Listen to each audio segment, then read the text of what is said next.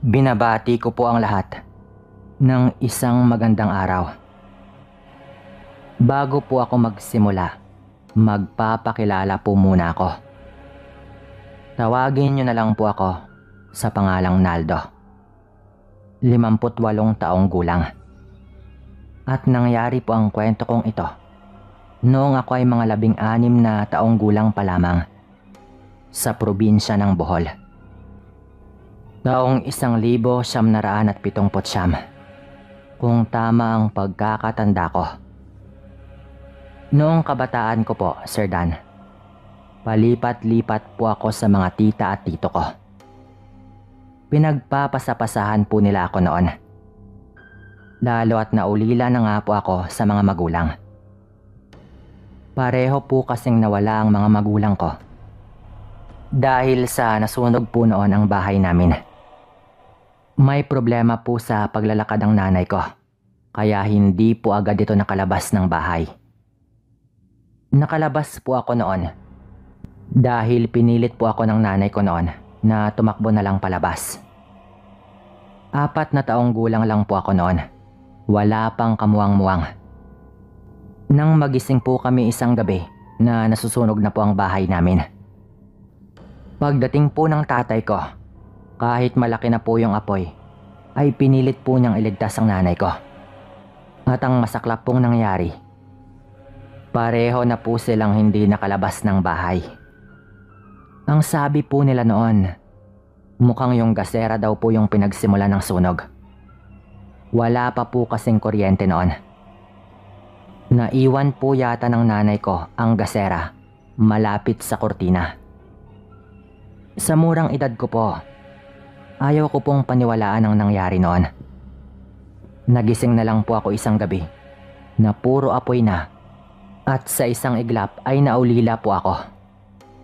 Yun din po ang dahilan kung bakit may malaking peklat po ako sa likod. Dahil napaso po ako ng gabing yon. Siyempre, ayoko pong iwan ang nanay ko, pero pilit niya po akong pinatakbo para kahit ako man lang daw ay makaligtas. Hinding-hindi ko po malilimutan yon. Ano nga naman ang magagawa ko sa murang gulang ko noon? Kaya lumaki po akong palipat-lipat sa mga kamag-anak po namin. Pero siyempre, nagpapasalamat po ako sa kanila dahil hindi po nila ako pinabayaan. Noong 16 na po ako at nakagraduate na po sa high school, sinabi po ni Tito Marlo noon na doon na raw ako sa kanila, lalo at sisikapin naman daw niyang mapag-aral ako sa kolehiyo. Siyempre natuwa naman po ako at lumipat nga po ako doon. Si Tito Marlon po yung pinakamedyo nakakaluwag-luwag sa buhay sa kanilang magkakapatid. Tuwing may okasyon po, ay talagang naghahanda po ito. Nag-umpisa po ang lahat nung nagdiwang po ng kaarawan ng pinsan ko. Bale, anak po ni Tito Marlon. Siya rin po yung pinsan ko na pinaka-close po sa akin noon. Kahit babae po ito. Dahil magkaedad po kami at magkaklase rin po kami noong elementarya. Nagkatay po ng baboy sila tito noon. Parang ganoon po talagang kaugalian sa probinsya. Talagang nag-alaga po sila ng baboy noon para katayin sa kaarawan ng kanyang anak. Dahil doon na nga po ako nakatira noon, siyempre kailangan ko rin pong tumulong.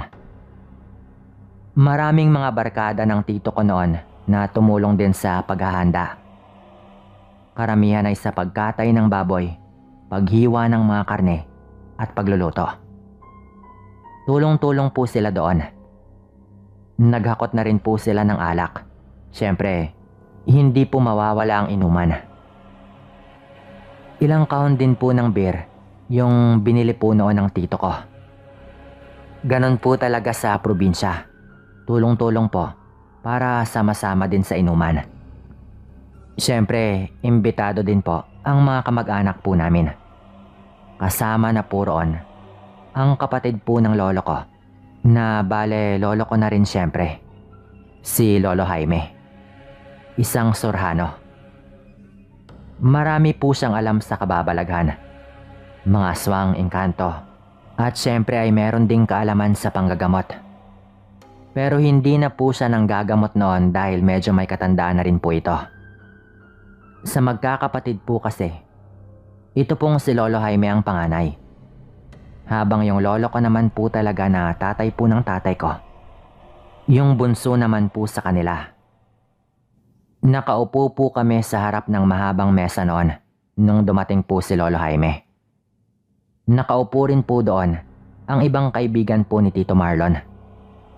Tahimik lang po akong tao at mahilig po akong mag-obserba sa mga ginagawa po ng mga tao sa paligid.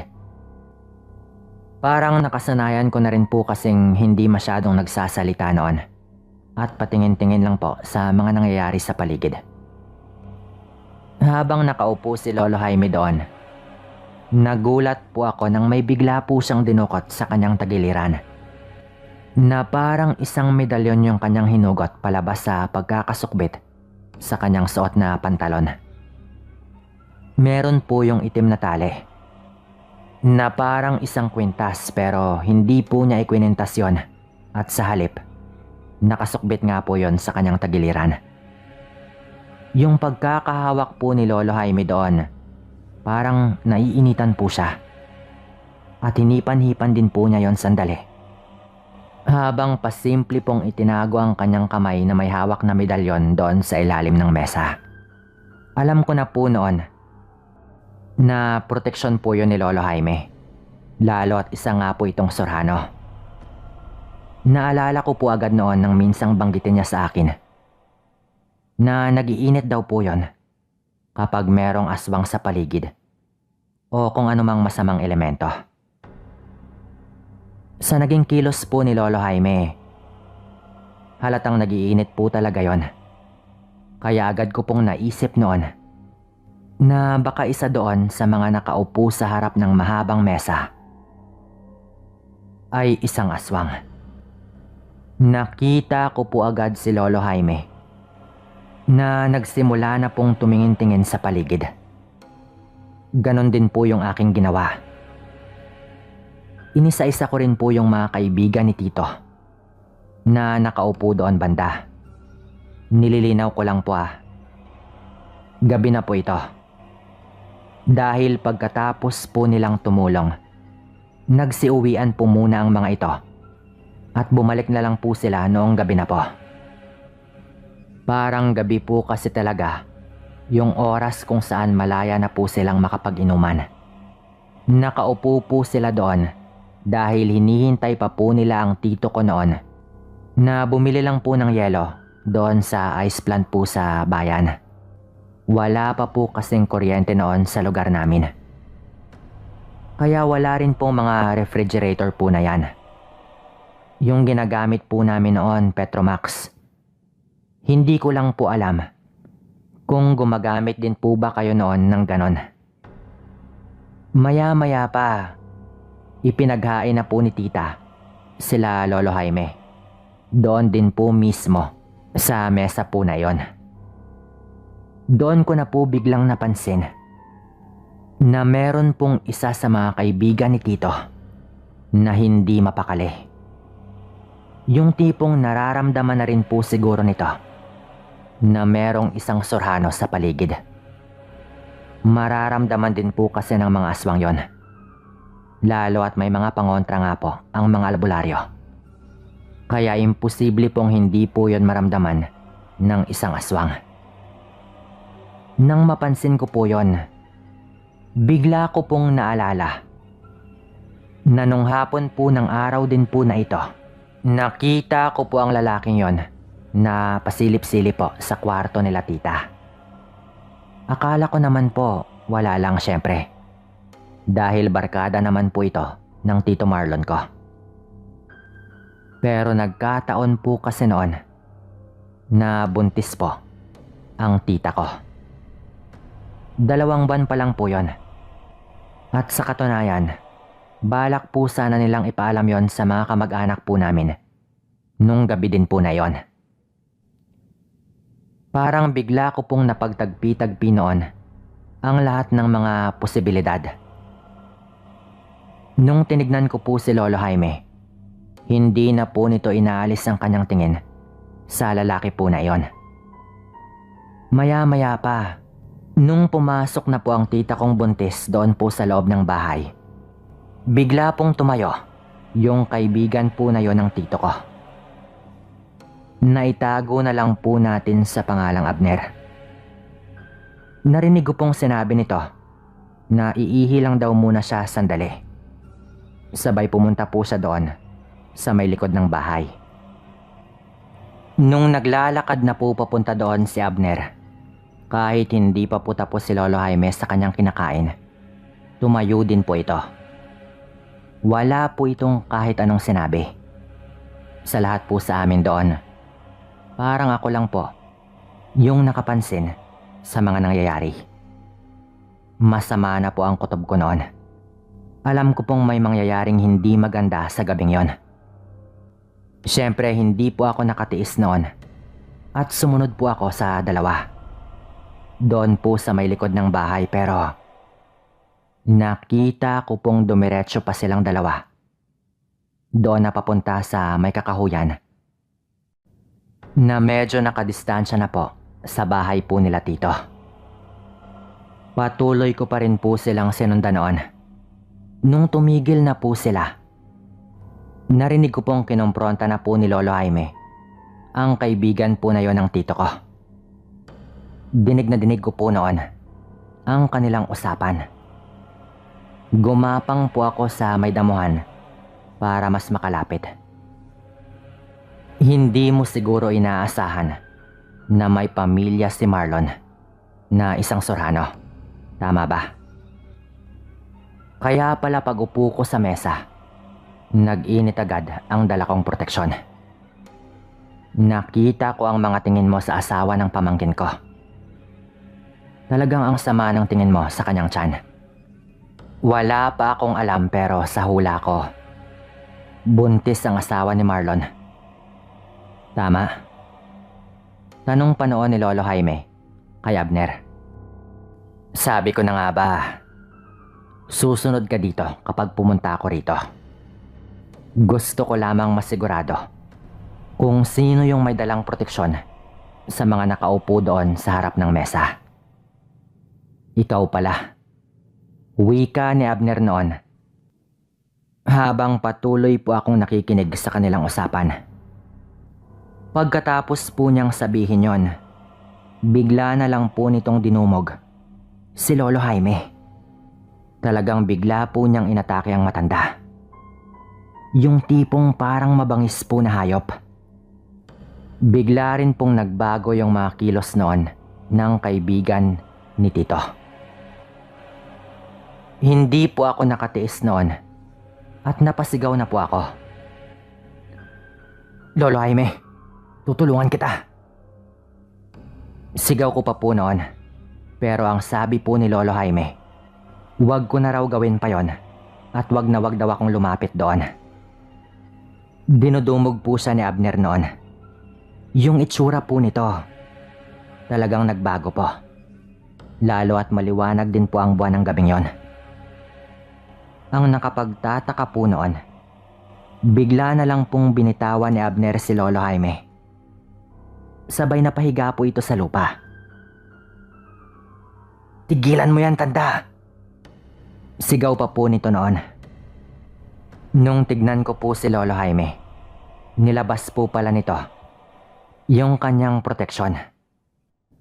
At meron po siyang paulit-ulit na binibigkas na mga salita. Hindi ko po maintindihan pero parang paulit-ulit lang po yon. At habang nilalakasan po niya yon, namimilipit po sa sakit yung aswang po na yon.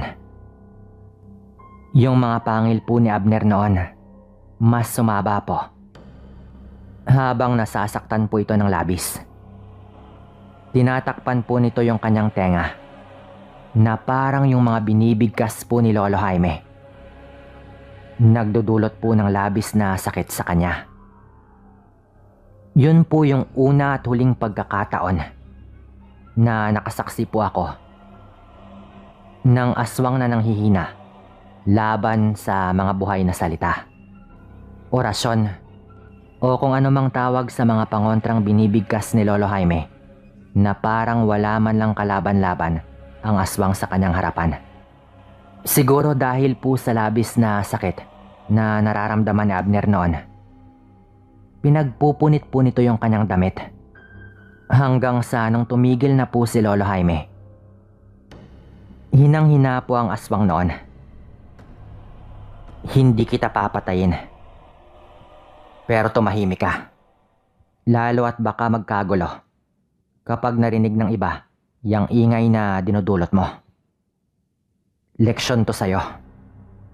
Sa lagay mo na yan, alam kong kaya mo nang pigilan ang uhaw na iyong nararamdaman kung gugustuhin mo. Hindi na kita kayang gamutin pa sa pagkaaswang mo. Pero puntahan mo ako sa bahay at tutulungan kita para mapigilan mo yung pagkauhaw mo sa laman ng tao. Sambit pa po noon ni Lolo Jaime bago po niya pinaalis si Abner. Nung ginawa po yun ni Lolo Jaime, mabilis naman pong bumangon si Abner at agad pong tumakbo palayo. Ang sabi po ni Lolo Jaime noon, ayos lang raw po yun. Dahil siguradong pupunta daw sa kanya mismo yung aswang na yon. Isa raw iyong tulong na alam niyang hindi matatanggihan ni Abner. Pagbalik po namin noon, nagkunwari po kaming walang nangyari. Pero ang totoo, nanginginig pa rin po ang buong katawan ko noon. Kinausap po agad ni Lolo Jaime sila tita at tito. Sinabi po niya ang nangyari. At binalaan po niya kaming tatlo na wag nang ipagsabi pa yon at magdudulot lang yon ng gulo. Ilang araw po pagkatapos po nun, nalaman po namin kay Lolo Jaime na nagpuntang araw sa kanya si Abner para humingi daw ng tulong. Hindi ko alam kung anong tulong ang ibinigay sa kanya ni Lolo Jaime para mapigilan ang uhaw na kanyang nararamdaman. Pero simula po noon, hindi ko na po nakitang pumupunta doon si Abner sa bahay ng tito ko. Marahil ay nahiya na rin po. Pero alam ko rin po noon na sa tulong po ni Lolo Jaime, kung ano man yon, siguradong mapipigilan po niya ang pagkauhaw sa laman at baka laman na lang po ng hayop yung kainin ng aswang po na yon. Ayoko rin po siyang husgahan, tulad ng hindi paghusga sa kanya ni Lolo Jaime. Pero hanggang dito na lang po ang kwento kong ito.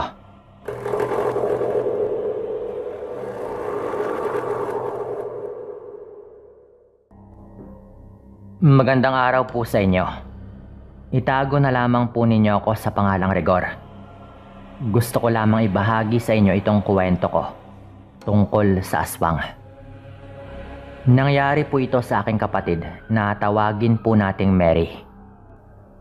Nung ipinagbubuntis po nito ang kanyang anak. Maagang nabuntis yung aking kapatid at hindi man lamang pinanagutan ng kanyang nobyo. Wala naman kaming nagawa ni nanay kung hindi tanggapin na lang yung nangyari kay Mary. Hindi ako naniniwala sa aswang dahil para sa akin ay mga bagay lamang ito na bunga ng ating isipan. Subalit, hindi ko naman nakalain na dahil sa pagbubuntis ni Mary, ay may mararanasan kaming kakaibang bagay. Nang mga unang buwan ng pagbubuntis nito, ay wala man lang kahit na anong pagpaparamdam kaming nararanasan. Hanggang sa humantong ng 7 buwan noon ang kanyang pagbubuntis. Habang pauwi ako sa aming bahay, ramdam kong tila may kakaiba sa paligid. Bago ko po pala makalimutan, hindi pa ganon karami yung mga kabahayan sa aming lugar noon. Kaya may mga kadiliman yung daang madadaanan ko na wala talagang mga bahay. Yun na nga po. Habang naglalakad ako noon, hindi ko mapigilan yung mapalingon-lingon sa paligid. Ano kayang nararamdaman ko?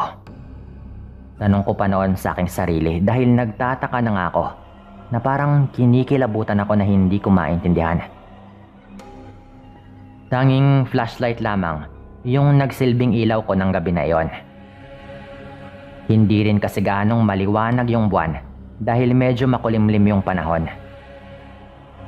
Aaminin kong ng mga oras na yon, nakakaramdam na po ako ng kaba sa hindi ko malamang kadahilanan. Napailing pa nga ako at inisip na lamang na baka dahil sa pagod ko ay kung ano-anong bagay na yung aking naiisip. Ipinagpatuloy ko yung aking paglalakad hanggang sa ilang dipa na lang noon yung layo sa aming bahay. Saglit akong napahinto at napatanong sa aking sarili, sino kaya yon? Tanong ko pa dahil sa hindi kalayuan ay meron akong napansin na tila hulma ng tao. Inilawan ko nga po yon at nanindig yung aking mga balahibo.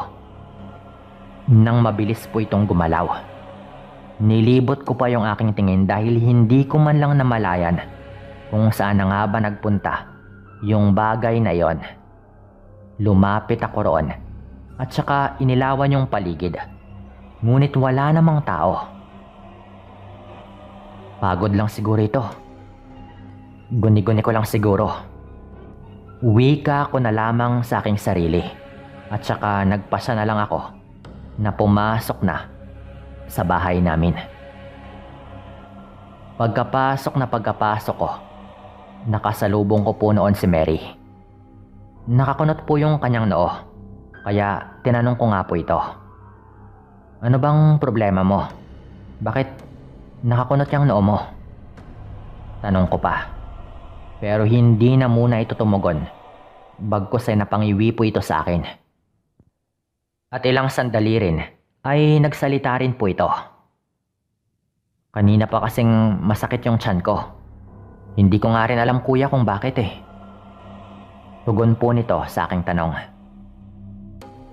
Hinanap ko sa kanya si nanay, ngunit sinabi po nito na umalis raw upang sunduin yung albularyo na malapit sa amin. Ganon ba?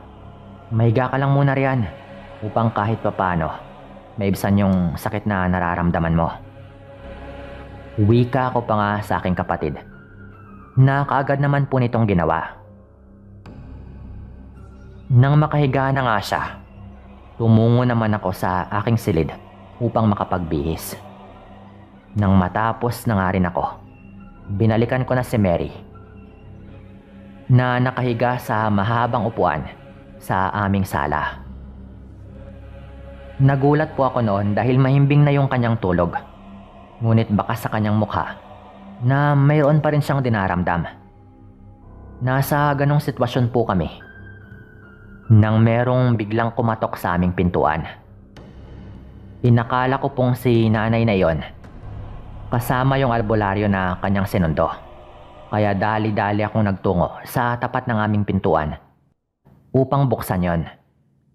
Nang mabuksan ko na nga po yung pinto, laking pagtataka ko na lang noon nang wala namang tao roon. Napakamot na lamang ako ng aking ulo. Sino kaya yon? Sambit ko pa. Mukhang pinaglalaroan ako noon ah. Dagdag ko pang ang wika sa aking sarili. Dahil doon, nagpasya akong libutin yung paligid ng aming bahay upang alamin kung meron nga bang tao o wala. Naisip ko po kasi na baka pinagtitripan lamang ako ng mga oras na yon. Sa kalagitnaan ng aking paglilibot, may narinig ulit akong pagkatok sa aming pintuan. Naisip ko na lang na magdahan-dahan sa aking paglalakad upang makita ko kung sino yung kumakatok na yon.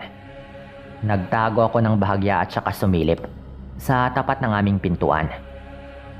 Nangunot naman yung aking noo nang sa pangalawang pagkakataon ay wala pa rin akong nakikita. Hindi na maganda ito ah. Mukhang pinaglalaroan na yata kami ah.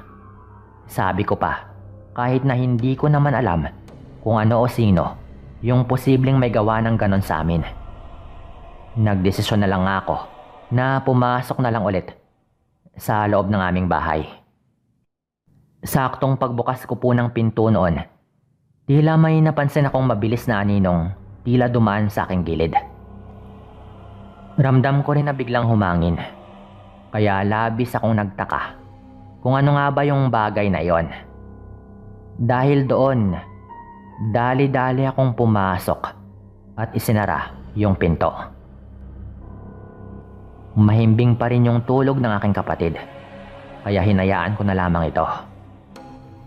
Nilibot ko yung buong bahay namin upang alamin kung may nakapasok nga ba.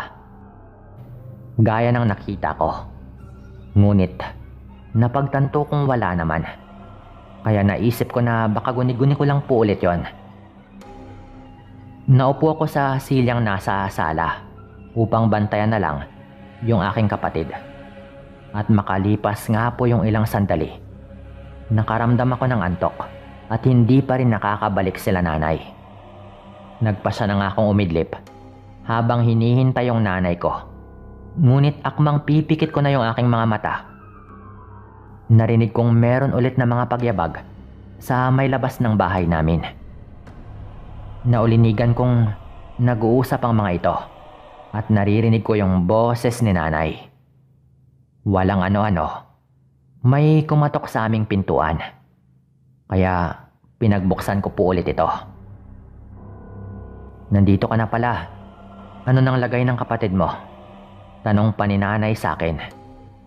Tutugon na sana ako sa kanya, ngunit hindi ko nagawa nang mapamura yung albularyong kanyang kasama. Hindi maganda to. Sabi pa niya na labis naming ipinagtaka. Nakalabas na siya. Kani-kanina lang, pinasok niya kayo rito, sa bahay ninyo. Dagdag pa nga po nito. Hindi ko maintindihan yung sinasabi ng albularyo. Kaya nagtanong po ako sa kanya kung ano nga ba yung ibig nitong sabihin. Aswang, yan yung tinutukoy ko. Sambit pa nga po nito. Napatawa pa nga po ako noon ng bahagya dahil doon. Dahil para sa akin ay hindi naman totoo yung mga ganong nilalang. Tiningnan lang ako nila nanay, kaya napatigil na rin ako sa aking pagtawa. Hanggang sa maya-maya pa, bigla na kaming nakarinig ng mahihinang paghuni ng tiktik sa may labas ng bahay. Minamatyagan niya kayo. Ingatan niyo yung mag-ina. Babala pa ng albularyo. Walang ano-ano, napaungol po bigla si Mary na animoy nasasaktan po ito. Kaya tinignan siya kaagad ng albularyo. At nang magising, ay napahiyaw po ito. Masakit daw yung kanyang tiyan. Daing pa po nito na talagang namimilipit po sa bigla. Inutusan kami ng albularyo na kumuha ng mga kakailanganin niya. Kaya kaagad din po namin siyang sinunod. Nang makumpleto na nga po yung kanyang mga kailangan, kaagad niyang nilagyan ng gamot na pampahid ng tiyan yung aking kapatid. May kung ano pa po itong ginagawa hanggang sa unti-unti raw na gumanda yung pakiramdam ni Mary. Nang matapos na nga po niyang gamutin yung aking kapatid, inutusan niya akong magsindi ng apoy at lagyan ng asin at kaunting goma upang itaboy raw yung aswang na maaaring nasa paligid lamang. Isa rin daw kasing pinakamabisang pantaboy ng aswang yung mga bagay na yon. Ayaw na ayaw daw yon ng aswang. Ginawa ko nga po yung mga sinabi nito at nagulat na lang ako noon sa mga sumunod na nangyari. Mas naging agresibo po kasi yung paghuning naririnig namin. Yung tipong parang nagalit po yung aswang na yon. Hanggang sa naging palakas na po ng palakas yung paghuni naming naririnig. Galit na galit po yung aswang. Sa mga susunod na araw, alam kong babalik ito. Dahil ganon talaga yung mga aswang. Babalik pa to sa bahay ninyo. Kapag nangyari yon, magsindi lang kayo ulit ng apoy At lagyan ninyo ng asin. Wika pa nga ng albularyo. Nang wala na nga yung paghuni na aming naririnig at mabuti na rin yung pakiramdam ni Mary, nagpaalam na rin yung albularyo. Ganon na lamang po yung aming pagpapasalamat sa kanya dahil sa kanyang tulong. Hindi na rin po ito nagpahatid pa dahil maigi raw na bantayan na lang namin yung aking kapatid. Nang makaalis na nga po yung albularyo, pumasok po yung nanay ko sa bahay habang ako naman ay nagbabantay ng siga na nasa labas. Napaisip po ako noon na marahil nasundan ako ng aswang. Kaya nangyari yung bagay na yon sa aking kapatid. Simula po ng gabi na yon, naging todo bantay na kami kay Mary. Hindi na rin naman naulit yung ganong pangyayari. Subalit, makalipas lamang yung ilang linggo, muling nagkaroon ng pagpaparamdam ng aswang sa aking kapatid. Naghahanda na si nanay noon ng aming hapunan. Nakahiga naman ako sa aking silid at si Mary naman ay nasa banyo. Nang walang ano-ano, bigla pong napasigaw si Mary. Kaya dali-dali namin siyang pinuntahan. Pagbukas po ng pinto ng banyo, sinalubong po niya kami. At pansin naming talagang natakot po ito. Talagang natakot po ito. Ano bang nangyari sa'yo? Tanong pa ni nanay kay Mary. Pero hindi po ito makapagsalita noon dahil nanginginig po yung kanyang katawan. Pinakalma na muna namin ito. At saka tinanong ulit kung ano nga ba yung nangyari sa kanya.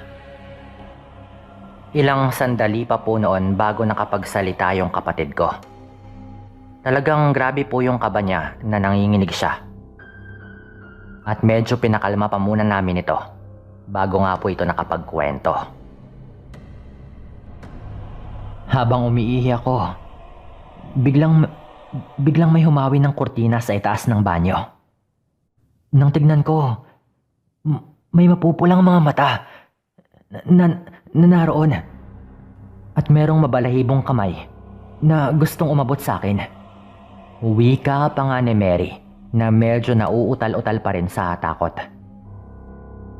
At nang tignan ko nga noon, yung kurtina na nasa itaas ng banyo, ay bahagya nga pong nahawi yon. Napamura ako nang biglang magkaroon ng mahihina, ngunit walang tigil na paghuni ng tiktik. Hindi ako nakaramdam ng takot dahil sa galit.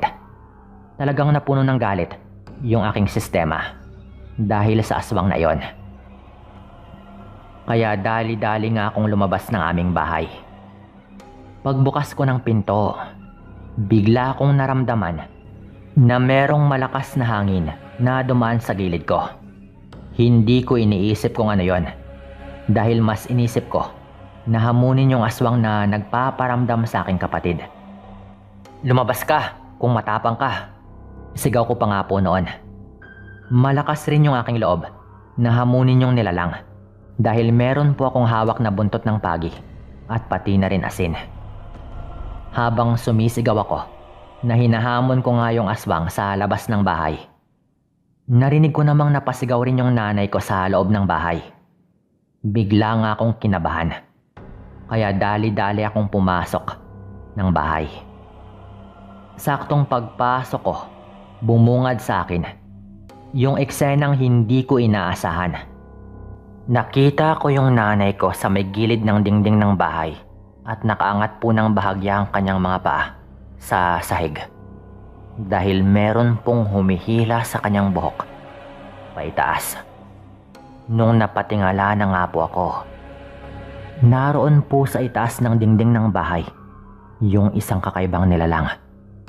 Galit na galit, tumutulo yung laway at talagang nakakapanghilakbot yung kanyang anyo. Hinahawakan po nito yung buhok ni nanay.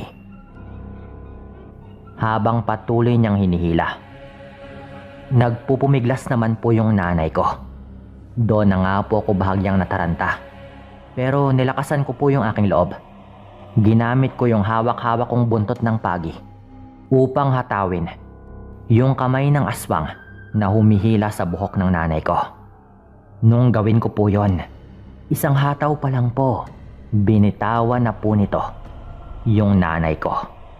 Dahil nga po sa ginawa ko, talagang binitawan po niya bigla yung nanay ko na medyo natumba pa nga po yung nanay ko sa sahig. Pagkatapos po nun, napahiyaw po yung aswang noon at bigla po itong tumalon palabas ng bahay.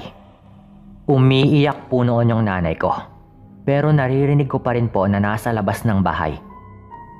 Naininda ng aswang yung ginawa kong paghataw sa kanya ng buntot ng pagi, lalo at yung gamit ko pong buntot pagi ay meron pong basbas ng isang albularyo. Dahil po doon ay nagmadali na nga po akong lumabas ng bahay at sinabihan ko si Mary na asikasuhin niya muna yung aming ina. Pagkalabas ko pa nga po, naabutan ko pa yung aswang doon. Talagang ininda po niya yung aking ginawa. Nahawak-hawak po nito yung kanyang kamay. Galit na galit rin po ako noon at kaagad ko pa po itong nilapitan. Napalingon po ito sa akin at nakita kong namumula ang kanyang mga mata. Tila nahihirapan po itong gumalaw. Marahil ay dahil sa tama ng buntot ng pagi na ginamit ko sa kanya. Humanda ka sa aking aswang ka. Papatayin kita dito. Wika ko pa nga po noon at akmang hahatawin ko pa nga po sana ulit ng buntot ng pagi. Ngunit napatigil ako nang magsalita yung nilalang na yon na maging ako ay nabigla dahil diretsahan yung nagsalita. Wag, maawa ka sa akin. Hindi na ako babalik dito. Wag mo na lamang akong tuluyan. Pangako, hindi na ako babalik sa bahay ninyo. Pakikiusap pa po nito sa akin. Nung una ay hindi ako nakumbinsi dahil sa kanyang sinabi. Ngunit kalaunan, nagbalik po ito sa kanyang normal na anyo. At nang sabihin po nito sa akin kung saan siya nakatira, at umiiyak po ito at sinabi pa niya sa akin kung saan siya nakatira. Ngayon alam mo na rin kung saan ako nakatira. Hindi na ako ulit. Alam kong mahirap paniwalaan pero hindi na ako ulit. Wika pa po nito. At nang nagbalik nga po ito sa kanyang normal na anyo, bigla po akong nakaramdam ng awa. Alam kong baka husgahan po ninyo ako dahil dito. Pero kahit isa po itong aswang, sa mata ko ng mga oras na iyon ay parang normal lang din po itong tao at hindi ko kayang pumatay. Kaya hindi ko nga po nagawa. Ang sabi ko na lang noon ay wag na siyang babalik pa sa amin at wag na siyang mangbibiktima. Dahil hindi ako magdadalawang isip na ipagkalat ang kanyang pagkatao at baka mapatay ko na rin siya kapag bumalik pa ito sa bahay namin. Dahil nga nanghihina na rin po ito sa tama ng buntot ng pagi, naging mabagal po yung kanyang pagkilos pero tumayo naman po ito at naglakad palayo. Tinanaw ko naman siya hanggang sa tuluyan na nga po itong nawala sa karimlan. Hindi ko rin kakilala yung tao na yon. Pero dahil sinabi nga po nito kung saan siya nakatira, minsan ko pong pinuntahan yung lugar at nakita ko nga po ito doon. Gusto ko lang makasiguro. Dahil kapag nalaman ko pa na meron siyang ginawa ulit, talagang hindi ako magdadalawang isip na isuplong yung kanyang pagkatao. Pero wala naman po akong nabalitaan. Sinubukan ko rin po noon na magtanong-tanong sa kanyang mga kababaryo, pero wala naman po silang sinabi. Siguro tinupad naman niya ang kanyang pangako. Gayunpaman, hindi ko lang talaga kayang pumatay, kaya hinayaan ko pa rin po ito. Hanggang sa napakatagal na nga rin po nung huli kong makita yung aswang na yon. Siguro dito ko na rin po tatapusin yung kwento. Maraming salamat sa lahat ng mga nakinig at paalam.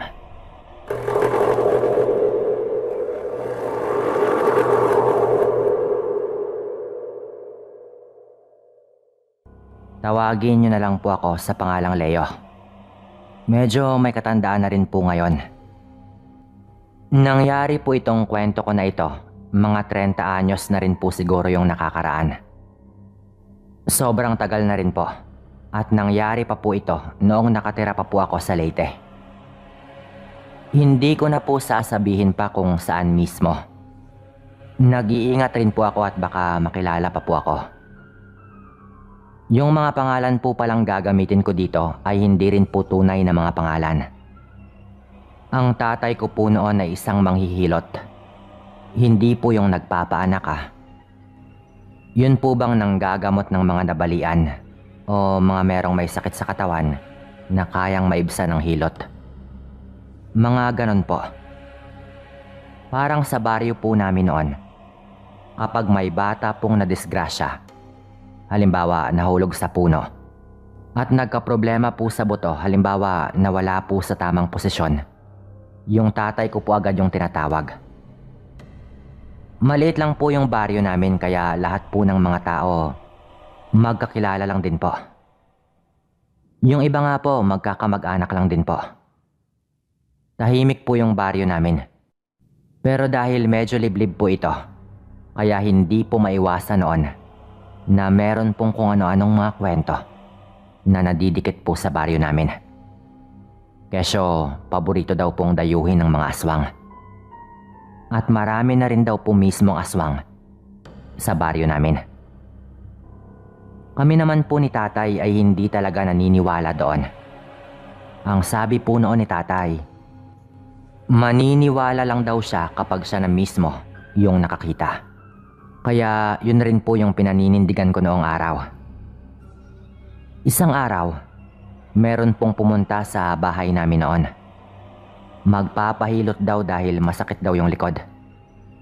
Isa po yung matanda na kababaryo din po namin. Pinapasok naman po agad ni tatay para masimulan po niya. Mamasahihin lang po niya yon. Nagkataon po noon na nandun po yung tito ko. Yung tito Romel ko po ay parang kabaliktaran po ng tatay ko. Siya po yung tipong naniniwala talaga sa mga aswang. At meron din po itong mga nalalaman sa mga aswang at sa mga pangontra po dito. Hindi nga po tulad ng tatay ko na hindi talaga naniniwala. Kaya madalas po silang nagkakaroon ng diskusyon kapag tungkol po sa mga aswang yung pinag-uusapan.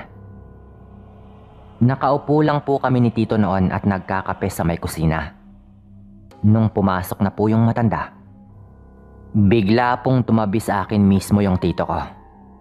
Ang sabi po nito, "Leo, mukhang ito na yung tamang pagkakataon para mapaniwala ka sa mga sinasabi ko Bungad pa po nito. Ano? Bakit naman po tito?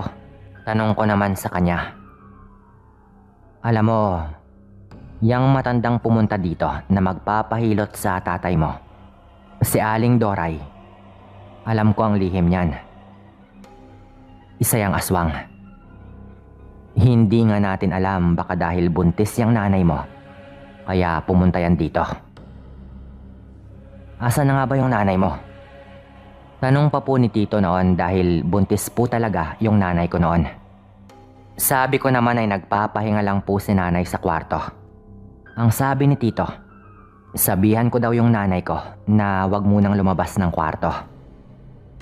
Si nanay po kasi at si tito Romel yung magkapatid talaga. Bale, bayaw po niya si tatay. Kahit hindi po ako naniniwala, ay ginawa ko pa rin po yon. Lalo at inutusan nga po ako ng tito ko. Sinabihan ko nga po si nanay na wag munang lumabas ng kwarto. Dahil nandun nga si Aling Doray na ayon kay tito ay isa nga pong aswang. Ang sabi po ni tito sa akin noon, patutunayan daw po niya. Siyempre ako naman, gusto ko pong makita kung ano ang kanyang gagawin. Nagulat po ako nang may inilabas po si tito na parang maliit na libro. May mga nakasulat po doon.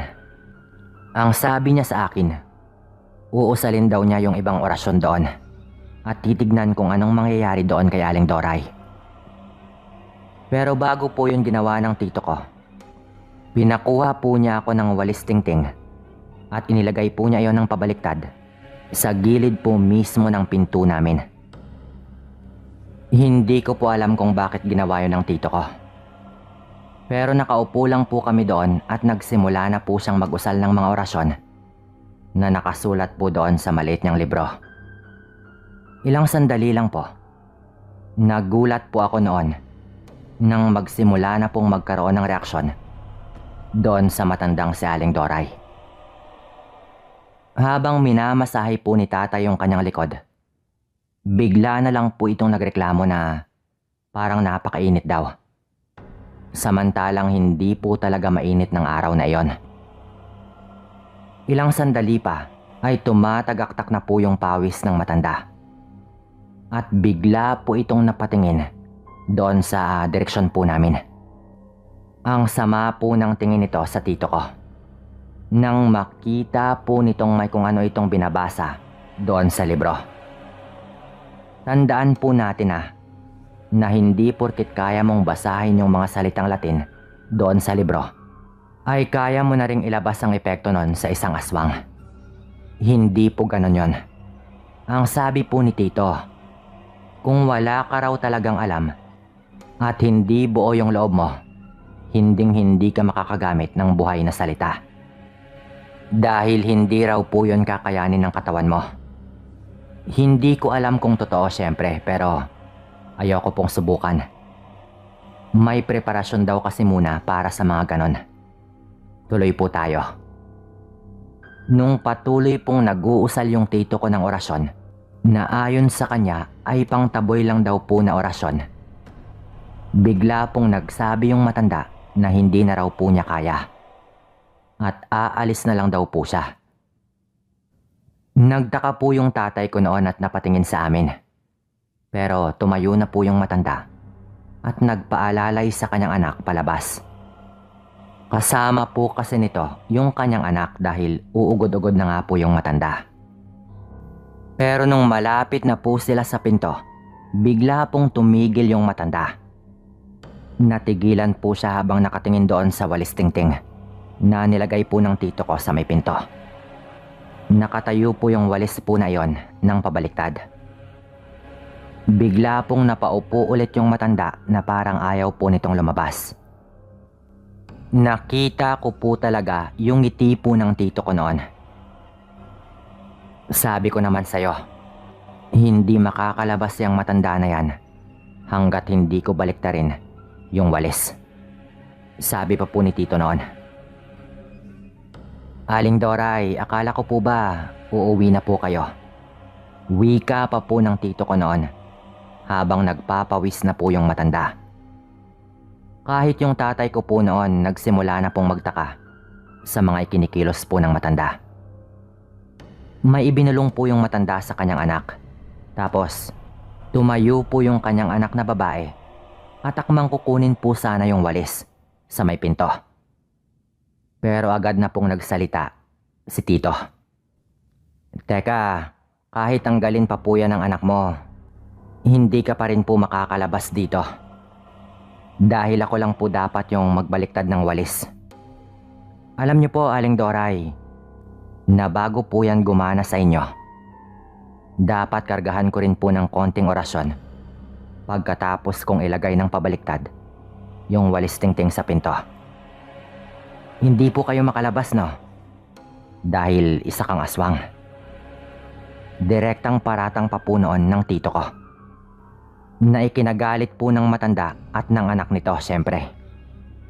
Pero hinamon po siya ni tito kung kaya ba talaga niyang lumabas ng bahay at wala pong nagawa yung matanda. Doon na po ako bumilib kay tito noon na totoo nga po talaga na meron siyang alam na mga orasyon at totoo ngang merong aswang. Base doon sa mga nangyayari. Sino bang pinunta nyo dito? Yung ate kong buntis, tama? Wika pa po ni tito sa matanda na noon ay nakayuko na lang po at hindi na sumasagot. Na parang inamin na rin po niya na totoo po yung lahat ng mga sinasabi ni tito. Alam mo, Bayaw, itong sinasabi ko sa'yo, naingatan mo yung ate ko. Maraming aswang dito.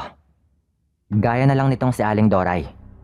Kung nagkataong wala ako dito, baka pasimple ng mga aswang sa ate ko yung matandang ito. Sabi pa nga po ng tito ko sa tatay ko na noon ay hindi rin po alam ang nangyayari. Pagkatapos po nun, ay naglakad po si Tito papunta sa pinto. At siya nga po mismo yung nagbaliktad ng walis. Sabay sabi po niya doon sa matanda at sa anak nito na umalis na sila doon sa bahay namin. Nung ginawa po yun ng tito ko, dali-dali pong tumayo si Aling Doray at naglakad na nga po ito palabas. Ni hindi na nga po ito nagpaalalay sa kanyang anak sa paglalakad. Lumingon pa po si Aling Doray noon at kitang-kita ko po yung tingin nito sa tito ko. Nahalatang napahiya na nga po siya at nabuking pa siya sa kanyang pag-aswang. Galit na galit po yung matanda noon. Pagkaalis po nila, lumabas na nga po ng kwarto yung nanay ko. Binalaan nga po kami ng tito ko noon na mag-ingat po doon sa matanda. Yun po yung unang pagkakataon na nakita ko po yung tatay ko na naniwala na nga po sa aswang. Kinagabihan po mismo niyan, doon po natulog si tito. Ang sabi po niya, baka bumalik pa daw po yung matanda. Bagay na talagang nangyari nga po. Dahil mga bandang 11:00 po ng gabi, napabangon po si tito dahil may naririnig po kaming kakaibang huni ng ibon noon. Parang yung tito ko lang po yung nag-e-enjoy sa mga gano'n noon. Nakangiti po kasi ito ng mga oras po na yon. Kumuha po siya ng itak at hinasa po niya yon ng hinasa sa loob po mismo ng bahay namin. Ang sabi po niya, isa raw po yon sa pinaka-epektibong paraan kung nais mong galitin ng isang aswang na alam mong nasa paligid lang. Sa talas daw po kasi ng kanilang mga pandinig, sa tuwing nakakarinig sila ng mga hinahasang itak, nagagalit daw po yung mga ito ng sobra dahil masakit daw po yon sa kanilang tenga. Nung gawin po yun ni tito, talagang narinig na po namin noong merong paikot-ikot sa itaas po ng bubong namin. Hanggang sa meron nga pong bigla ang lumapag.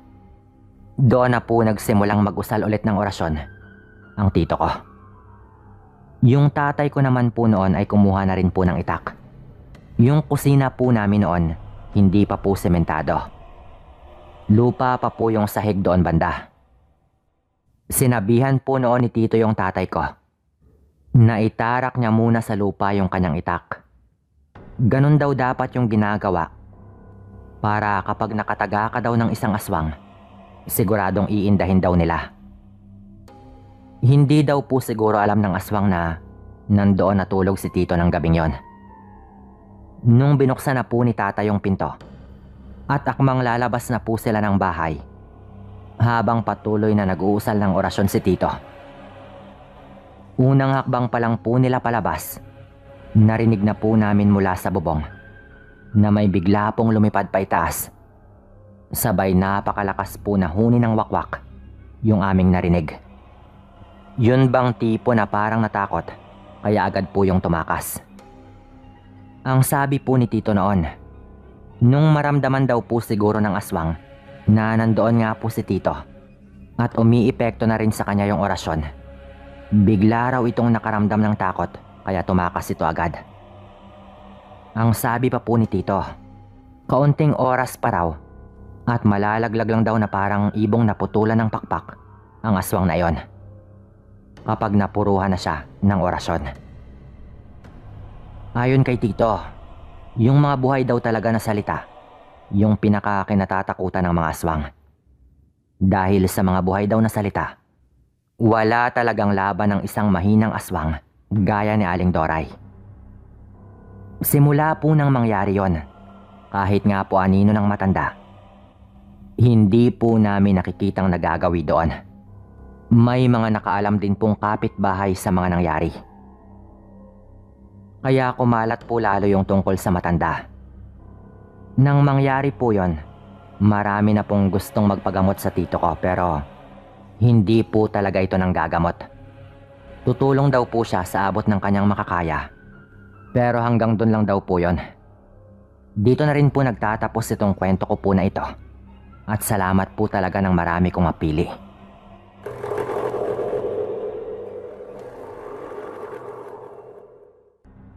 Elena nga po pala, dati po akong nagtatrabaho sa isang horror house sa Maynila. Minsan pa nga po, nagtatrabaho rin po ako bilang multo kunwari doon. Kaya noon pa lang po, mahilig talaga ako sa mga kwentong kababalaghan. 45 na po ako. At nangyari po itong kwento ko, mga 25 taon na po yung nakakaraan. 20 lang po ako noon at bagong pakasal at pagawa po ng bahay lang din. Dito po sa baryo namin sa Sipalay, Negros Occidental. Yung ipon po noon ng asawa ko sa pamamasada ng tricycle, ipinagawa po namin ang bahay. Dahil wala pa naman kaming anak noon, gawa lang po sa pawid at kawayan. Para po sa amin noon, parang mansyon na po yon. Lalo at simpleng tao lang din po kami. Ulila na po noon sa mga magulang ang asawa ko. At 7 taon na rin po kaming magkasintahan bago po kami nagpakasal. Simula high school po kasi kami na po. Sa labas po kami noon nagluluto. Minsan po nagbebenta din po ako o naglalako ng mga kakanin. Pero madalas po ay binibigyan ko lang din po noon ang kapitbahay po namin. Yung napagtayuan po namin ng bahay ay malayo po sa mga magulang ko. Kaya syempre nakikisama din po kami doon. May isang bahay po na katabi talaga ng bahay namin. Mga ilang metro lang po yung agwat. At yung iba naman pong mga bahay ay medyo malayo na po sa amin. Bali yung may-ari po ng lupa ay talagang mabait naman po. At pinapabayad lang po kami ng renta. Na maliit na halaga lang naman po kada buwan dahil doon nga po kami nagpatayo ng bahay sa lupa po nila. Yung usapan lang po noon ay bibigyan po niya kami ng mga 2 buwan na palugit. Bago po kami paalisin kung sakaling maisipan po niyang ibenta ang lupa. Kaya syempre ay hindi ka rin po pwedeng magpatayo talaga ng malaking bahay, lalo at hindi po sa amin yung lupa. Ang maganda lang po ay pwede daw na bilhin din namin ang lupang kinatatayuan ng bahay namin kung sakaling meron na kaming maipon na ganong halaga. Yung kapitbahay po pala namin ay itago po natin sa pangalang Lola Helen at Lolo Dario. Mabait po yung mga ito sa amin. Kasama po nila sa bahay ang apo po nila na anak daw ng kanilang panganay pero sila yung nag-aalaga. Itago po natin yung bata sa pangalang Joy. Mga nasa 10 hanggang 12 taong gulang na po ito ng mga panahon po na iyon. Kaso nga lang meron po itong abnormalidad. Medyo may problema po kasi ito sa pag-iisip. Kung minsan po ay nakakausap naman po ito ng maayos. Pero may mga pagkakataon po talaga na medyo iba-iba po yung sinasagot po ng bata at tawa po ito ng tawa. Naalala ko pong nagumpisa po yung lahat isang hapon. Nagkakatay po noon ang asawa ko ng manok. Habang nanonood po ako doon at ganun din po yung batang si Joy. Nung nahugasan na po at inihiwa na po yung karne, bigla pong nagsalita yung bata. Ang sabi po nito, "Sila Lola, kinakain lang nila yan ng hilaw. Puno pa nga ng dugo yung bunganga nila kapag ginagawa nila yon habang pinapanood ko sila eh." Direkta pa pong sabi ng bata na syempre tinagalog ko na lang po. Nakangiti po ito na parang hindi po niya alam ang kanyang pinagsasabi. Kami naman biglang natahimik. Dahil alam po naming may konting problema ang bata sa kanyang pag-iisip. Pero parang totoo talaga ang kanyang mga sinabi.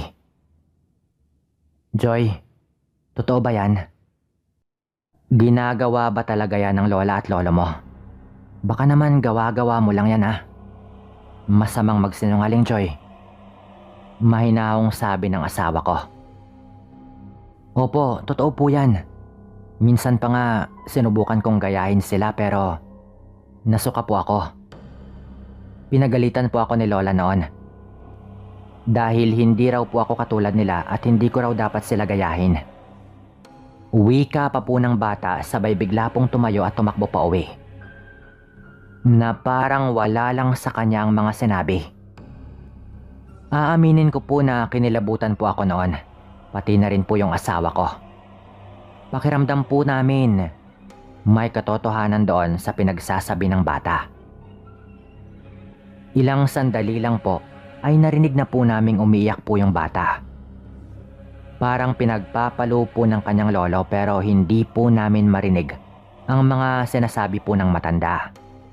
Dahil napakahina po ng boses nito. Maya-maya pa po ay nagmamadaling lumapit sa amin ang matanda habang nagluluto po ako doon sa labas. Hindi po ako agad nakapagsalita noon, lalo at parang galit po ito. May sinabi daw sa inyo ang apo namin. Baka naman maniwala pa kayo doon ha. Alam naman ninyo ang kondisyon ng bata.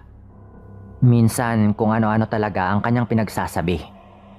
Wika pa po ni Lolo Dario. Halatang parang hindi po sila mapakali sa posibleng maging reaksyon po namin.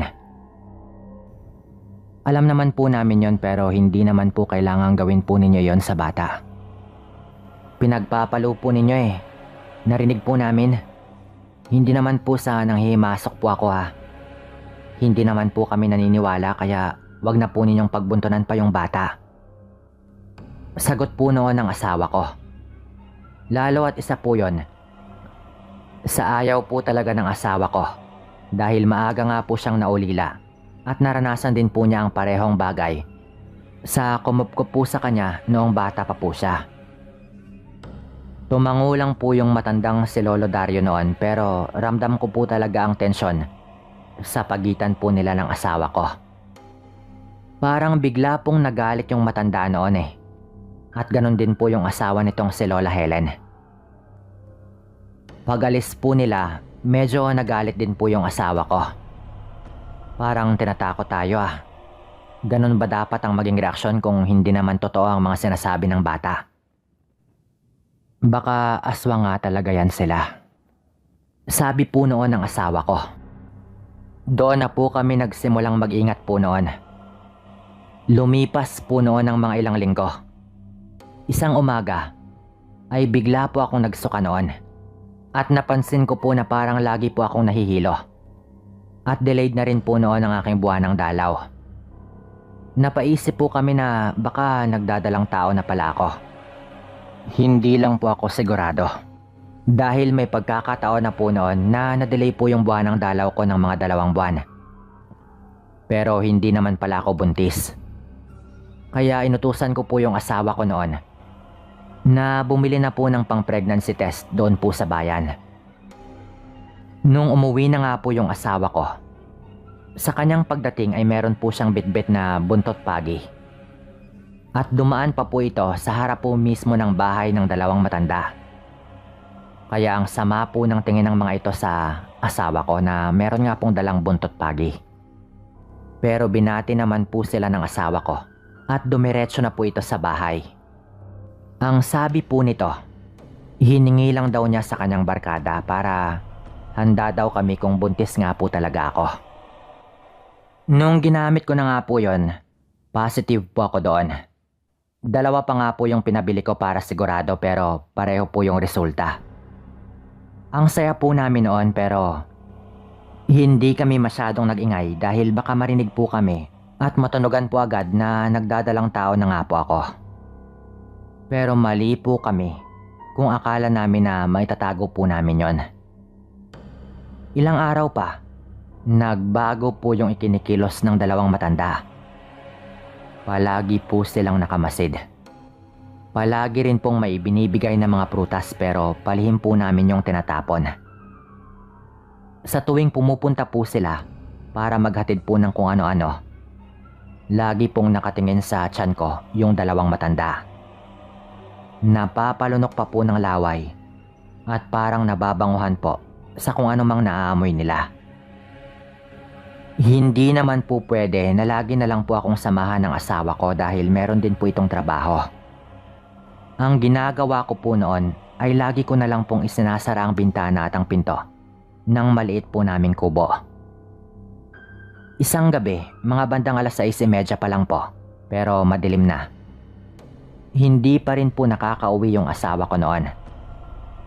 May mga ganun po talagang pagkakataon, bibihira nga lang po. Iniinit ko po noon ang natira po naming ulam para meron po kaming ulamin sa hapunan. nang bigla ko nga pong napansin na nagmamasid na naman po sa akin ang dalawang matanda mula po sa bintana ng kanilang bahay. Lalo at sa labas nga po ako nagluluto. Kaya agad po ako noong nagmadali at pumasok na rin po sa bahay. Nilako pa nga po agad yung pinto. Buti na lang din at hindi naman gawa sa kawayan ng pinto namin. Dahil gawa po yun sa plywood at meron naman pong doorknob. Mag-aalas 7 na po noon at wala pa rin po yung asawa ko. Mauuna na po sana akong kumain nang bigla po akong nakarinig na parang meron pong sumubok na buksan po yung pinto. Pinihit po ng makailang ulit yung doorknob po ng pinto. Tinawag ko po yung asawa ko dahil akala ko siya po yun. Pero wala pong sumagot. Naisip ko rin po noon na meron ng mga susi yung asawa ko. Kaya malabo nga talaga na siya yung nasa labas. Hindi na po ako umiimik noon at nakiramdam po muna ako.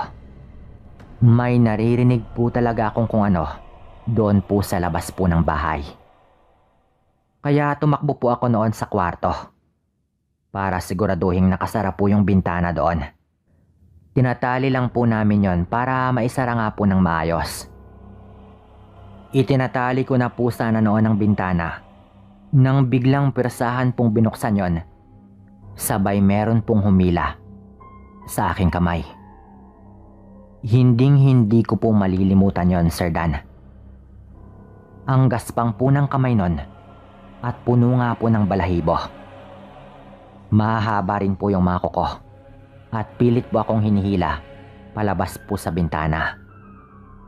Dahil nakabukas na nga po ng bahagya yung bintana, nakita ko po talaga ang mga matang nagliliwanag mula po sa nilalang doon po sa labas po ng bintana.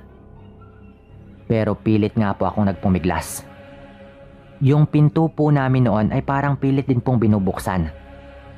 Kaya alam ko po noon na hindi lang po nag-iisa. Sigaw po ako ng sigaw noon. Hanggang sa nagulat na lang po ako nang marinig ko po yung boses po ni Joy. Yung apo po ng dalawang matandang kapitbahay po namin. Tama na yan, Lolo. Sigaw po noon ng bata. At bigla na lang pong nasaktan yung nilalang po na humihila po sa akin. Mula sa bahagyang bukas po na bintana ay nakita ko ang bata na meron pong sinasaboy sa nakakatakot po na nilalang na tinatawag pa nga po niyang Lolo. Takot po kayo sa asin, di ba? Maawa na po kayo kay Ate Elena. Sigaw pa po ng bata noon na halatang umiiyak. Binitawan po ako ng nilalang noon at sumisigaw nga po ito sa sakit dahil sa ginawa ng bata. Doon ko na nga po nakumpirma na si Lolo Dario po yung humihila sa akin. Sa punto po na yon, narinig ko na po yung boses ng asawa ko. Anong nangyayari dito? Ano yung nakita kong napakaitim na nilalang? Medyo nagtataka at galit po na sigaw ng asawa ko. Sabay bukas po ng pinto namin. Umiiyak pa rin po noon yung bata doon po sa labas ng bahay. At nung nakapasok na po yung asawa ko, at sabay nga po kaming lumabas po ulit ng bahay, nagulat po ako noon nang mabilis pong lumabas ng bahay si Lola Helen. Sabay tanong kung anong nangyayari at kung bakit naroon at umiiyak sa labas ang kanilang apo. Habang nakasilip naman po sa bintana si Lolo Dario, na parang nagkukunwari pa po sila na wala po silang alam. Nakatalokbong pa po noon ng kumot si Lolo Dario. Kitang-kita ko po yon. Dahil nakabukas po yung ilaw ng kanilang bahay, na parang tinatago po nito ang kung ano man sa kanyang balat, na malamang ay dahil nga po sa pagsaboy po sa kanya ng asin ng kanyang apo. Pinandilatan po noon ni Lola Helen ang kanyang apo, kaya agad po itong tumahimik. Ngunit nagsalita na po ako noon. Kayo po yun, di ba? Mga aswang po kayo. Kahit ganyan po yung inyong apo, Alam ko pong merong katotohanan sa kanyang mga sinabi. At alam ko rin po yung nakita ko kanina. Kunin niyo na po yung bata. At umuwi na po kayo bago pa po magkagulo. Sabi ko pa po noon, dahil alam ko pong kapag nalaman ng asawa ko, ay malaking problema po talaga. Kaya agad ko pong hinila papasok po sa bahay ang asawa ko. At doon ko po sinabi yung lahat sa pinakamahinahon pong paraan na pwede. At nakiusap po talaga ako noon sa asawa ko na lumipat na lang kami ng tirahan at wag na siyang gagawa pa ng kahit ano. Yun nga po yung ginawa po namin noon. Pinawasak po namin yung bahay namin at kinuha lang po namin yung mga materyales po na pwede pa pong gamitin. At nagpatayo po kami ng bahay sa ibang sityo. Sa tulong na rin po ng pamilya ko. May mga nagtanong po sa amin noon kung bakit namin yun ginawa. Pero sinabi lang po namin na dahil hindi kami magkasundo ng kapitbahay namin kaya lumipat kami. Hindi alam ng marami na yung kapitbahay namin na yon ay mga aswang. Kay Joy lang po kami nagpaalam noon.